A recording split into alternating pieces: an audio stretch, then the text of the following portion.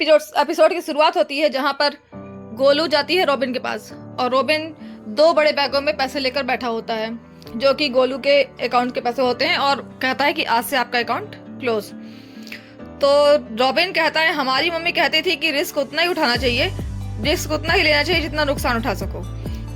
गोलू कहती है हम रिस्क को ही परमानेंट डिलीट करने जा रहे हैं। तो रॉबिन कहता है ये भी ठीक है। फिर गोलू पहुंचती है कालीन की फैक्ट्री जहां पर वो गुंडों को बताती है कि हम अटैक करने जा रहे हैं। तो गुंडे कहते हैं गुड्डू भैया के बिना, और वो भी मिर्जापुर के बाहर। तो गोलू कहती है ये पैसा है और ये हथियार है, एडवांस दे रहे हैं, जिसको आना हो साथ में आए, जिसे नहीं आना हो वो अभी जा सकता है। उसके बाद हम देखते हैं कि गोलू की गाड़ी निकल जाती है सिवान की ओर।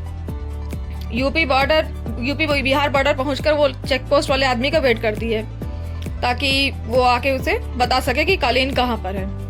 तो इसके बाद हम देखते हैं कि वो आदमी आता है बाइक में बैठा और उसे इशारा करता है अपने पीछे और चलने की ओर। तो बाइक के पीछे पीछे गोलू की गाड़ियां जाती हैं और एक हवेली टाइप की जगह पर जाके पहुंचती हैं। उसके बाद वो बाइक रोकता है और गुड्डू के आदमी उसको पैसे देते हैं और चला जाता है वहां से, बाइक वाला आदमी जो चेक पोस्ट पे मिलता था। उसके बाद हम देखते हैं गोलू उतरती है और उस एरिया को अच्छे से देखती है। उसके बाद गोलू के आदमी भी गाड़ी से उतरते हैं और फिर वो लोग प्लानिंग करते हैं अटैक की। तो क्या होता है कि सत्ता को जो संतो को बोलती है कि तुम जाके पार्सल लेके जाओ। और तो वो जो संतो नाम का आदमी है गोलू का, वो एक पार्सल लेके जाता है और जो 2 आदमी बंदूकधारी खड़े होते हैं उस घर के सामने, कोठी या हवेली जो भी है उसके सामने, तो उसको कहता है कि इस मकान नंबर का पार्सल आया है। तो एक आदमी कहता है तुम वहीं रख दो, दूर से ही कह देता वहीं रख दो। तो कहता और जाओ। तो संतो कहता है ये इतने पहरादारी क्यों कर रहे हैं, किसी मंत्री विधायक का घर है क्या ये? तो कहते तुम जा रहे हो या आके बताएं तुम्हें? तो संतो वहीं पार्सल रख के छिप जाता है आगे जाके और गोलू पीछे से अटैक करती है। तो उन दोनों आदमियों को मार देते हैं और फिर अंदर क्यों जाते हैं। अंदर जाते हैं तो काफी छानबीन करते हैं, तो नीचे और कई जगह पर उसके आदमी जाके देखते हैं तो वहाँ उन्हें कोई नहीं मिलता। फिर एक कमरे में जहाँ कालीन लेटा हुआ होता है गोलू वहां पहुंच जाती है और उसके बाद हम देखते हैं कि पीछे से अटैक होने लगता है। भरत त्यागी के आदमी आ जाते हैं और गोलू के सभी लोगों को मार गिराते हैं। उसके बाद गोलू परेशान हो जाती है, फिर बंदूक उठाकर सोचती है कि अब वो कालीन के कमरे में थी जहाँ कालीन लेटा हुआ था, तो वो सोचती है कि चलो कालीन को मार देती हूँ। तो बंदूक उठा के जैसे ही कालीन के पास जाती, गोली मारने वाली होती, भरत आकर गोलू के पेट में गोली मार देता है। तो गोलू वहीं तड़पती हुई गिर जाती है और काफी बेहोश हो जाती है थोड़ी देर बाद तड़पने के बाद। उसके बाद भरत त्यागी को देखते हैं, भरत त्यागी उसके पास आता है और बंदूक नचाते हुए उसको देखता रहता है। इसके बाद यहाँ का सीन खत्म हो जाता है और हम आगे देखते हैं कि जेल में कुछ कैदियों को जेल में लाया जाता है, 3-4 कैदियों को। उनमें से एक होता है वही कवि सम्मेलन वाला कवि रहीम, जो कि नेताओं को गाली देने वाली कविता सुना रहा था। तो जैसे ही वो यहाँ आता है तो जो बड़े कैदी होते हैं वो कहते हैं कि चलो, एक बड़ा कैदी होता है वो कहता है चलो कविता सुनाओ, और सबको कहता है कि सब लोग ताली बजनी चाहिए। तो वो कविता सुनाता है, उसकी कविताएं तो उसी तरह की रहती हैं। वो फिर गाली देने वाली कविता सुनाता है और जो बड़ा कैदी होता है उसका मजाक उड़ जाता है। तो वो कैदी रहीम को मारने के लिए भागते हुए जाता है। तो रमाकांत जी बीच में आकर उस आदमी को बचाते हैं जो रहीम होता है कवि को। कहते हैं तुम ही तो कह रहे थे ताली बजनी चाहिए, अब ताली बज गई। तो फिर वो चला जाता है वहां से। इसके बाद हम देखते हैं सीन में आते हैं दद्दा त्यागी, जो कि शरद को बता रहे होते हैं कि अच्छा हुआ कि भरत सचेत थे और उन्होंने त्रिपाठी जी को यहाँ शिफ्ट कर दिया, वरना आज ये अपने सुपुत्र के पास पहुंच गए होते। तो भरत से पूछता है शरद की लीड कौन कर रहा था, गुड्डू या गोलू? भरत कहता है दोनों में से कोई नहीं, उनका आदमी था, सब निपट गए हैं, कोई प्रॉब्लम नहीं है। शरद कहता है तब तो कुछ गड़बड़ है, क्योंकि गुड्डू ये नहीं चाहता कि वो अपने आदमियों से कालीन भैया को मरवाए, बल्कि वो खुद उन्हें मारना चाहता है ताकि गद्दी हथिया सके। तो फिर शरद पूछता है तुमको कैसे पता चला? भरत कहता है यूपी और बिहार बॉर्डर के बीच में काफी मूवमेंट्स हो रहे थे, तभी हमको शक हो गया था, तभी हम आदमी तैनात कर दिए। तो शरद भरत से कहता है तुम हमको पहले बता सकते थे, हम सिक्योरिटी बढ़वा देते। तो दत्ता कहता है ये सिवान है, यहाँ त्यागियों से रिपोर्ट लेते नहीं है, त्यागियों को रिपोर्ट देते हैं। उसके बाद भरत कहता है यहाँ कोई रिस्क नहीं है सर, यहाँ कोई इतना बड़ा नहीं पैदा हुआ है जो त्यागियों से दुश्मनी मोल ले सके। उसके बाद शरद कहता है हम रिस्क नहीं ले सकते, हम ताऊ जी को यहाँ नहीं रख सकते। दद्दा कहता है तो फिर कहाँ ले जाओगे? शरद कहता है देखते हैं। फिर हम देखते हैं कि शरद कालीन भैया को अपने घर ले जा रहा है गाड़ी से जौनपुर। इसके बाद हम देखते हैं गुड्डू नेपाल से वापस अपने घर आ चुका है, जो कि कालीन भैया की कोठी में आ चुका है गुड्डू। तो आते के साथ वो सबसे पहले पूछता है कि गोलू कहाँ है। तो उसको जो नौकरानी राधा है वो बताती है कि वो तो कल रात से घर नहीं आई।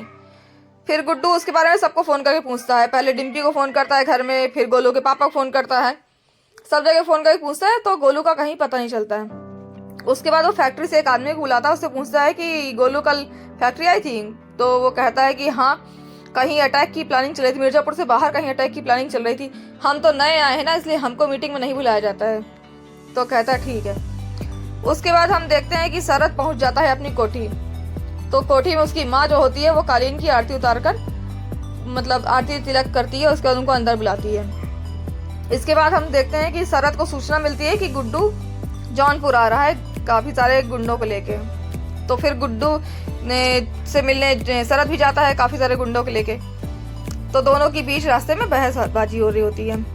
तो शरद को लगता है कि गुड्डू को लगता है कि गोलू शरद के पास है, शरद ने गोलू को किडनैप कर रखा है। और शरद को लगता है कि गुड्डू जान गया है कि कालीन हमारे पास है, इसलिए कालीन की वजह से इतने सारे लोगों को लेके आ रहा है गुड्डू। तो वो कहता है कि, तो शरद कहता है कि तुम बिना किसी खबर सूचना के बस सीधा चले आए कालीन भैया को ढूंढने। तो गुड्डू कहता है कालीन भैया को छोड़ो, ये बताओ गोलू कहाँ है। तो फिर काफ़ी सारी बहस होती है, तो लोग आपस में काफ़ी सारी बहस करते हैं। उसके बाद बंदूकें तन जाती हैं एक दूसरे की ओर। इसके बाद फ़ोन आ जाता है शरद को और गुड्डू को, दोनों को फ़ोन आ जाता है मुनव्वर का। तो शरद पहले कहता है कि गोलू हमारे पास नहीं है। उसके बाद जब मुनव्वर को फ़ोन आता है तो मुनव्वर दोनों को समझाता है कि इस तरह दोनों को लड़ना नहीं है, दोनों समझदार हैं, ताकतवर है, कुछ भी कर सकते हैं, लेकिन अगर खून बहा तो गुड्डू तुम्हारे ऊपर ही पूरा इल्ज़ाम जाएगा रक्त का, और गोलू आज नहीं तो कल मिल ही जाएगी। उसके बाद इस मुनव्वर की बात सुनने के बाद सब अपने अपने रास्ते चले जाते हैं। फिर शरद गुड्डू उसको बीच में बता देता है कि हमारे पास अफीम है, तुमको अफीम चाहिए तो अफीम लो और गोलू हमें दे दो।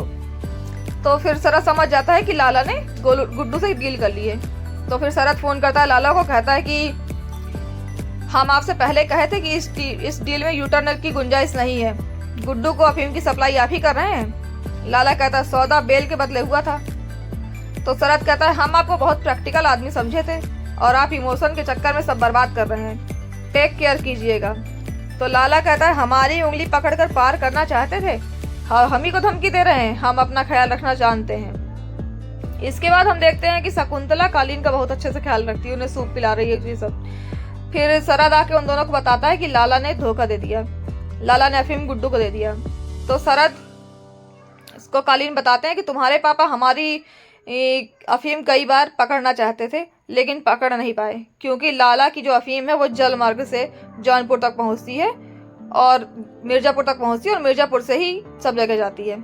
इसके बाद शरद को, जो कि माधवी का सपोर्ट है, वो अफीम की जानकारी दे देता है सीएम के ऑफिस में। तो कई अधिकारी बैठ के अफीम को पकड़ने की तैयारी बना रहे, प्लानिंग कर रहे थे कि कैसे अफीम को पकड़ेंगे। फिर हम देखते हैं कि शरद माधुरी के साथ चाय पी रहा है और धीरे धीरे उन दोनों की दोस्ती अच्छे से बढ़ती जा रही है।